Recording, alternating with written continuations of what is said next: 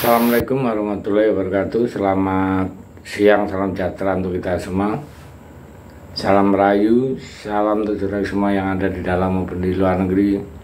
Semoga sehat selalu, dan yang menjalani sakit mudah-mudahan cepat sembuh, serta yang bekerja beraktivitas mendapat rezeki yang berkah dan banyak. Amin. Di tengah persiapan timnas Indonesia buat menghadapi 2 laga sisa, ada perihal ya, berita transfer pemain kita ya, nggak bisa kita lewatkan begitu saja.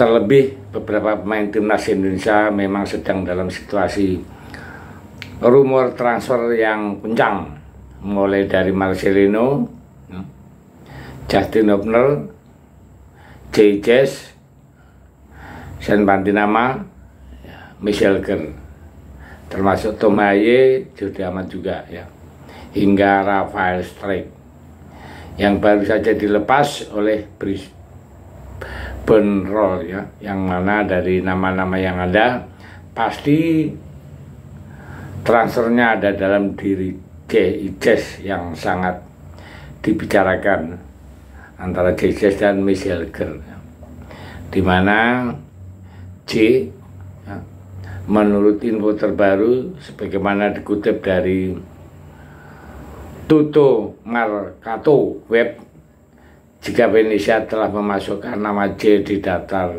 jual pasca mereka terdegradasi di musim depan nanti, akan dilepas oleh Twente. Kalau ini adalah Michel Ger juga yang dilepas ya. Nah, dari tim-tim besar seperti Como hingga Bologna itu kelihatannya juga tertarik ya dengan Michel Ger. Tentu saja dalam hal ini diketahui para scouting dari Eropa banyak yang akan datang langsung ke Indonesia guna memantau pemain incaran masing-masing. Ya, tentunya khususnya ya, itu Jayces ya, saat setelah Indonesia memberi kepastian ada 5 orang yang langsung merapat ya buat memberikan pengajuan terhadap J. Torino, Udinese, Atalanta, Bologna, dan AC Milan. Nah, dari 5 tadi diketahui jika AC Milan lah tim yang disebut sebagai tim terdepan yang akan mendapatkan tanda tangan kapten Indonesia tersebut. Hal yang kemudian cukup menarik perhatian media-media Eropa, sekaligus kembali lagi bikin tetangga iri, sebab laga Indonesia versus Cina serta Jepang ya, boleh jadi bukan sekedar cuman laga penentu bagi tim, melainkan juga dalam tanda kutip ajang promosi bagi pemain-pemain, mengingat kemungkinan laga tim Garuda sendiri juga akan disiarkan di banyak negara ya. Jadi ada sekitar 141 atau 149 negara yang akan menyiarkan. Dan di mana kedua telah menyelesaikan musim masing-masing di klub ya, dengan nasib yang berbeda ya. Kalau Messi Twente harus gagal ke Conference League usai di final playoff kalah dari Almar City. Begitu dengan Jazz yang harus menerima fakta jika Venezia harus terdegradasi ke Seri B musim depan.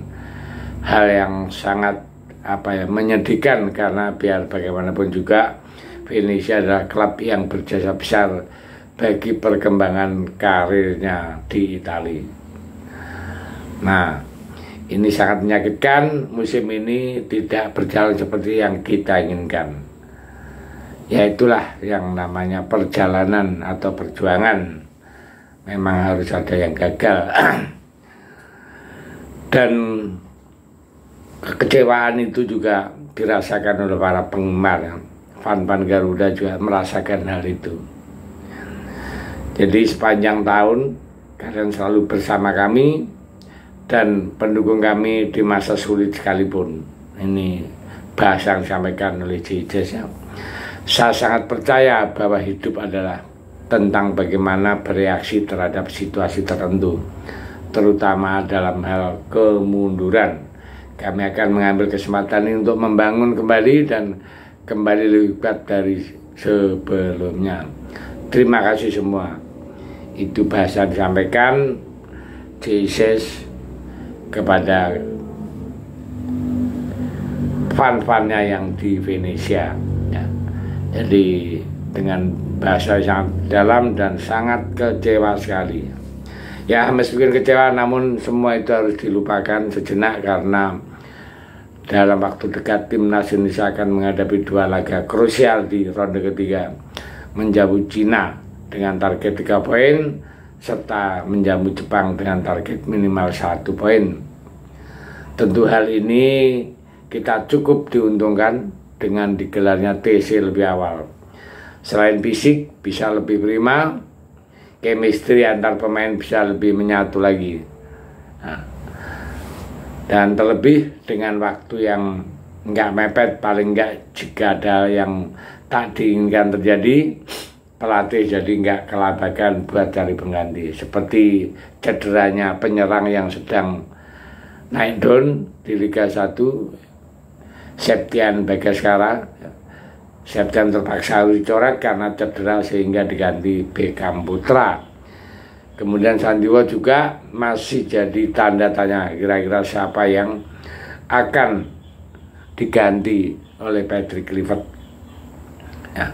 Tapi melihat posisi Sandiwo ya, banyak yang berasumsi ini adalah kesempatan Elkan buat dipertimbangkan masuk, tapi nggak sedikit juga yang menyebut jika Kluivert nggak akan cari penggantinya. Mengingat posisi Sandi sendiri udah ada nama-nama seperti Kevin Dick, Sayuri bersaudara, Asnawi, hingga